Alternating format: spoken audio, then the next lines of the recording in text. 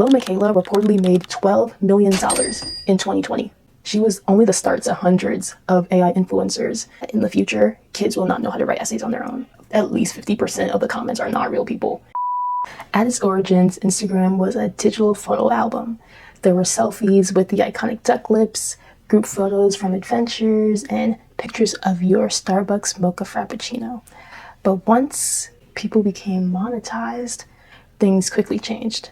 Suddenly, everyone was competing to get the most likes by showing their perfect lifestyles, showing their newest G-Wagons, money spreads, and using Facetune to get the slimmest waist possible. And today, do you know who's even more perfect than you could ever be?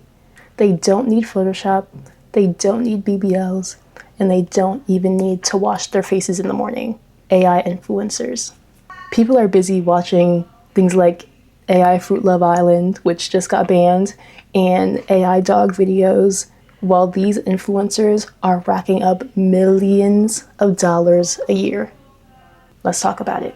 Hi guys, my name's Maddie and this is my cave, and I haven't posted in so long, but I'm ready to get back on the grind. As someone who is a raging social media addict, I have been plagued with the amount of AI videos that have been on my feed in the last few months, and it's gotten me this close to curing my social media addiction. Why you always lying? Because it's just hard to watch. So today I just wanted to share some ways that AI is infiltrating social media and how it's negatively impacted our creativity and really our personalities. I'm gonna share a few tricks on how to spot AI so you guys don't get tricked yourself. And chapters will be in the description as always. Be sure to like, subscribe, and let me know your thoughts on the topic down in the comments below. AI influencers. AI is replacing us. So if you used to watch Shane Dawson back in the day, you may remember one of his conspiracies on Lil Miquela. She was one of the first viral cases of virtual influencers, and if you don't know what a virtual influencer is, they are computer-generated characters given personalities to act like a social media influencer. They promote products, go on vacations, and simulate the life of influencers to generate revenue. Back then, she had about 60,000 followers on the conspiracy video that I watched, and her platform today has grown to over 2 million. She quickly gained popularity because people at the time were unsure if she was actually AI. Like, we all kind of knew it, but like, it was not common to see this fake CGI influencer become popular and pretend like it was doing regular everyday things. But now, since AI has become so mainstream, rules disclosing AI are getting a little bit better, but not as good as they should be. Now her bio says robot. She was only the start to hundreds of AI influencers. And do you know why brands prefer to have AI influencers? It's because they can be anywhere at any time. They can't be busy or have personal problems or need sick days. They can't be labeled as hard to work with or give attitudes, but they still make unbelievable amounts of money. Lil Miquela reportedly made $12 million in 2020. So I can only imagine what she's making today, 6 years later. So let's play a little game. In 2019, Lil Miquela had a brand deal with Calvin Klein, where she, A, got exposed for being AI and faced backlash, B, kissed Bella Hadid, and C, launched her own underwear line. I'll give you a few seconds to guess.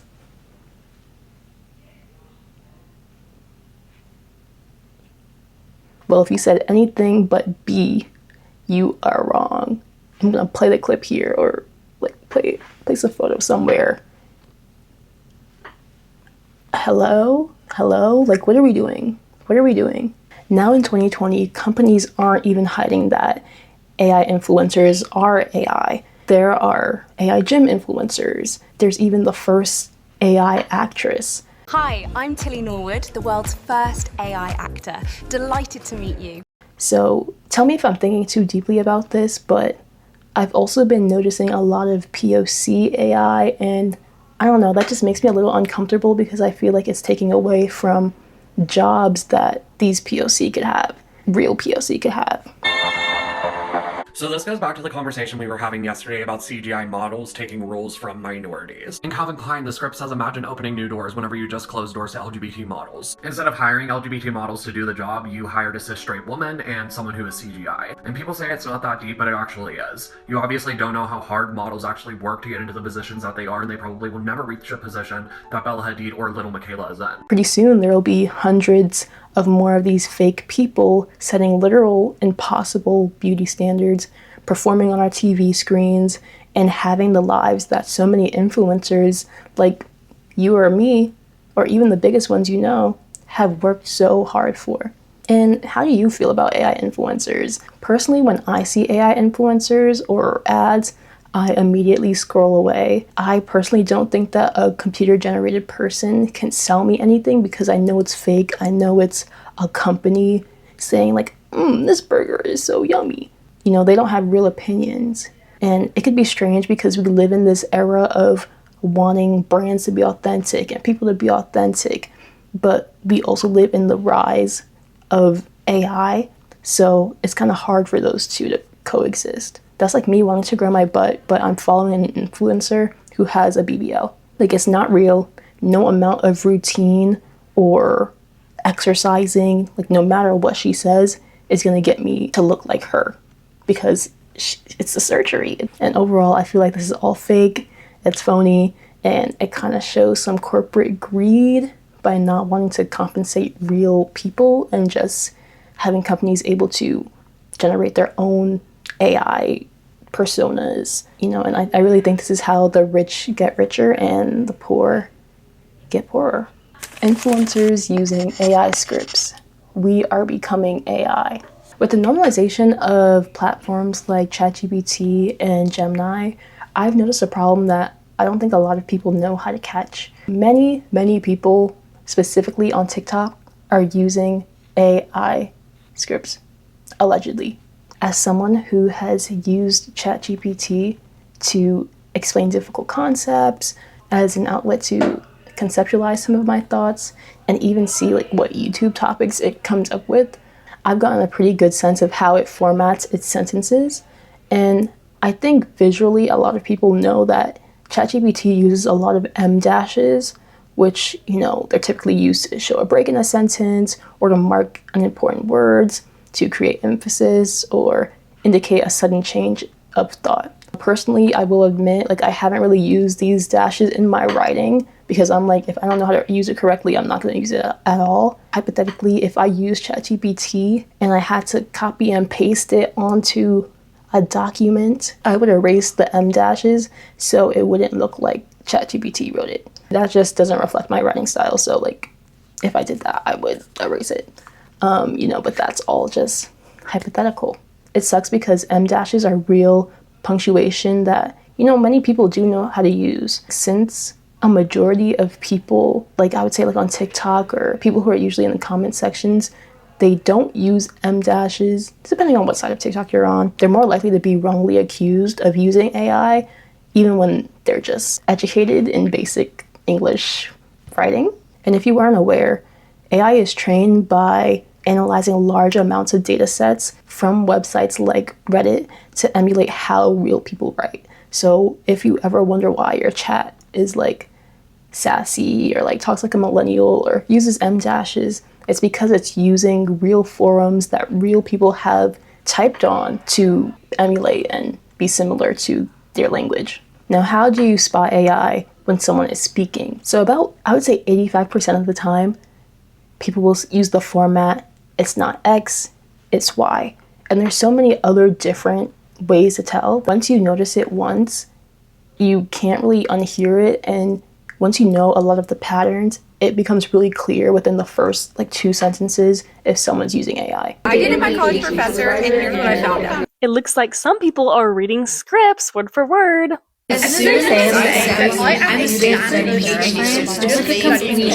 I'm so tired of seeing these pages that are all about, you know, academia, but really they're just AI ads in disguise. I hate AI. I hate it for academia, but also they're not disclosing it. So come on. Like, that really frustrates me. So I'm going to call them all out. So I'm 2 years in my master's program, and I literally found out that when you take the Whenever you hear someone say, that's not blank, it's blank, on Twitter or on TikTok now, they're either reading off of a ChatGPT script or that's clearly ChatGPT. The M dash, people call that out. It's like, no, the M dash, like sometimes you can tell when it's ChatGPT. That cadence, for some reason, I don't know why that is the robotic thing, is that's not blank, it's blank. It's like they pulled all the data from the fucking millennials, you know? It skewed everything off rip. That's not buzzing, it's cap. If it was Gen Z.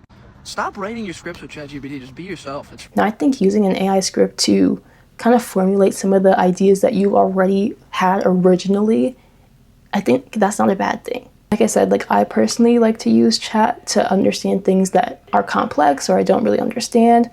But I think the biggest problem with AI scripts is that if you don't change the wording, then everyone is going to have the same exact cadence of speaking, which is robot. It's the same exact rhythm, and it's really weird.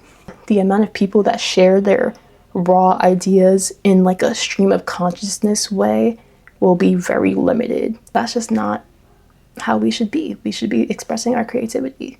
For a long time, with the influx of social media, we've all had this desire to be perfect and come across as perfect. And, you know, we're afraid of saying the wrong things in fear of getting canceled or not communicating our ideas in a way that we really want to, or also just being able to capture each other's attention. But I think the best part of social media is the rawness and the realness. Because I really like to think about like the OG YouTubers and TikToks, and they became popular because they were doing these dance moves in their bedroom.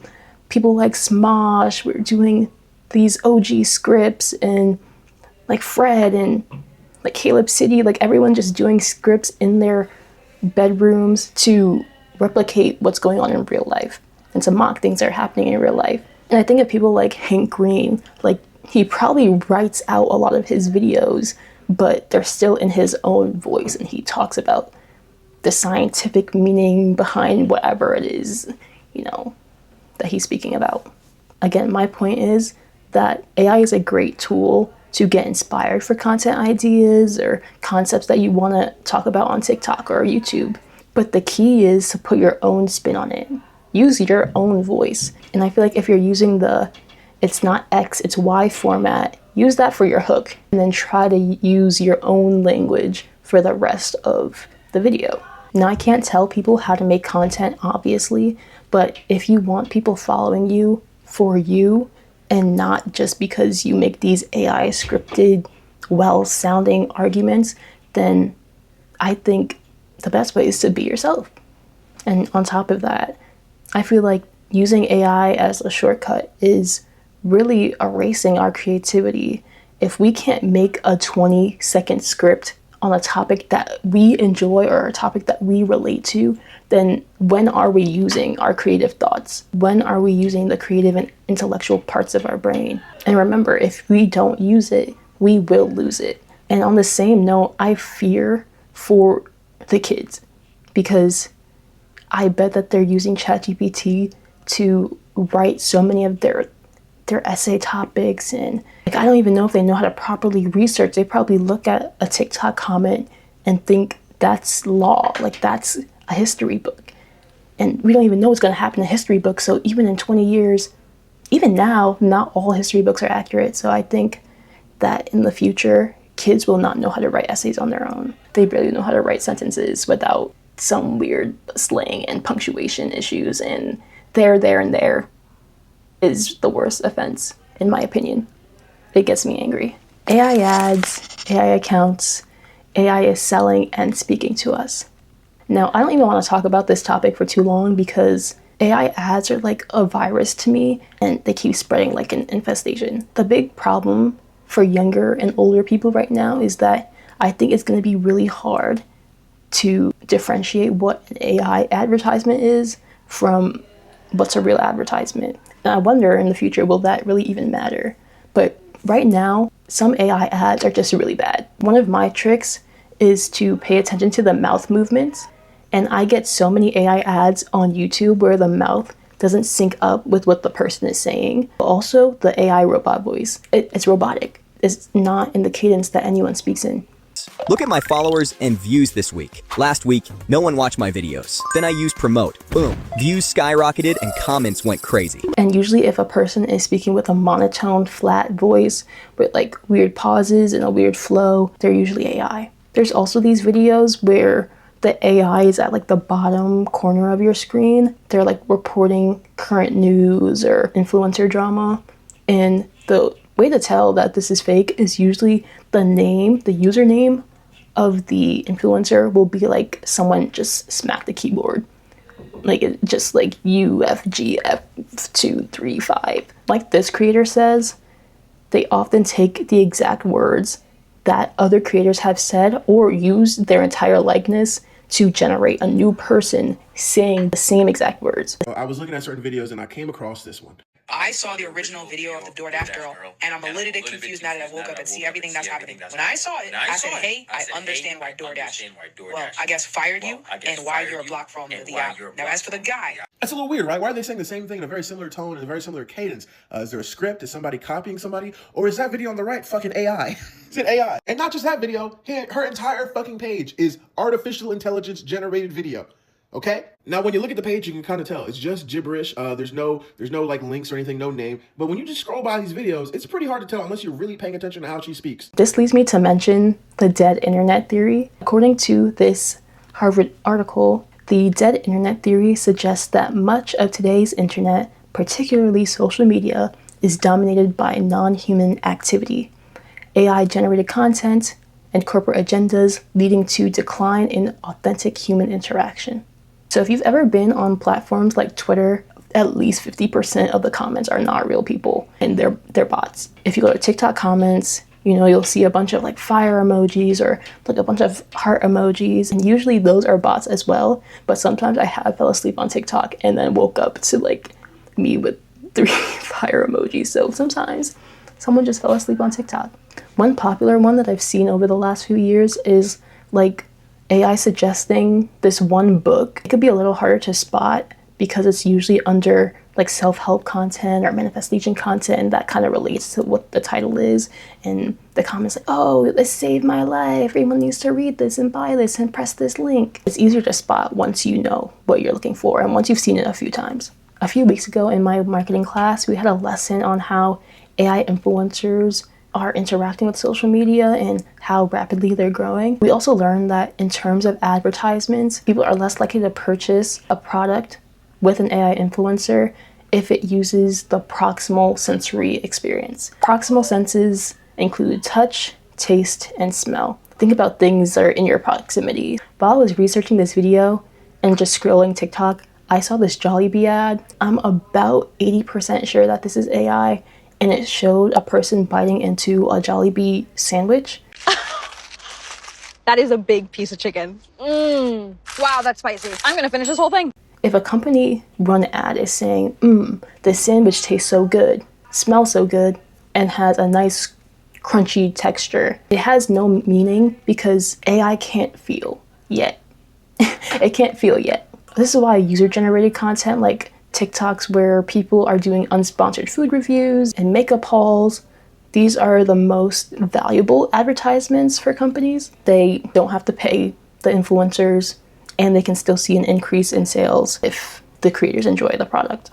Some things that AI are good at promoting are products based on our sight and our hearing. These are called your distal senses. Think distance. You can see a cloud that is hundreds of miles away, and you can hear a fire truck that is half a mile away. Since AI influencers excel at what can be imagined, they usually succeed at marketing fashion, travel, and lifestyle. The AI storytelling videos are popular because they usually show someone who looks like a person and sounds like a person relaying actual information while playing a news clip or a slide of pictures in the background. This captures our attention, whether we know that they're real or not. We enjoy feeling like we're learning something during our multi-hour doom scrolls. In its current state, AI sells what we can imagine. Humans can sell what we want to feel and experience. Have you guys considered buying anything off of an AI ad?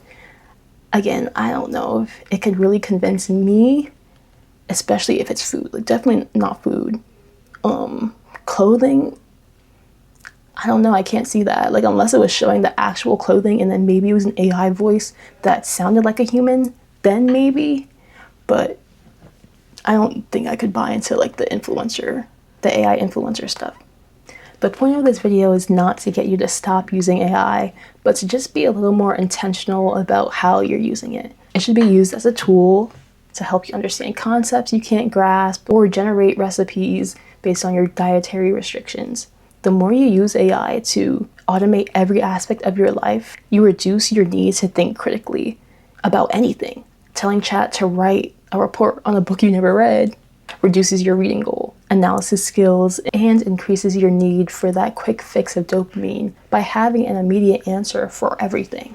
Why spend hours reading a book or writing about it if chat could do it within seconds? The dopamine that we get from our phones is quick, cheap, and has shortened our attention spans to new lows. If we all wanted to start AI Instagrams, we could, but what would be the fun in that? Why should we waste our time on digital beings that wouldn't even exist if the power went out? Your life is unique. No matter how boring you feel like your day-to-day is, so many people would enjoy getting to know your personality. So film that TikTok, read that book, write that essay, learn to slow down, and enjoy the creative process. I think you'll learn what you're really capable of. Success and failure are subjective, but your art is objectively your own, and no one can take that away from you. No one can speak in the exact same voice as you, unless you use AI. Overall, I hope you guys enjoyed today's video, and tell me, do you think AI has killed your creativity and your personality? How do you feel about the rise of AI shifting how we appear on the internet? Let me know your thoughts in the comments down below. Be sure to like, subscribe, and let me know what you guys want to see next. Do you have a favorite AI influencer? Are you using AI scripts? Be creative. Write down one sentence on your own. Think about one thought that you've had on your own. Bye, guys.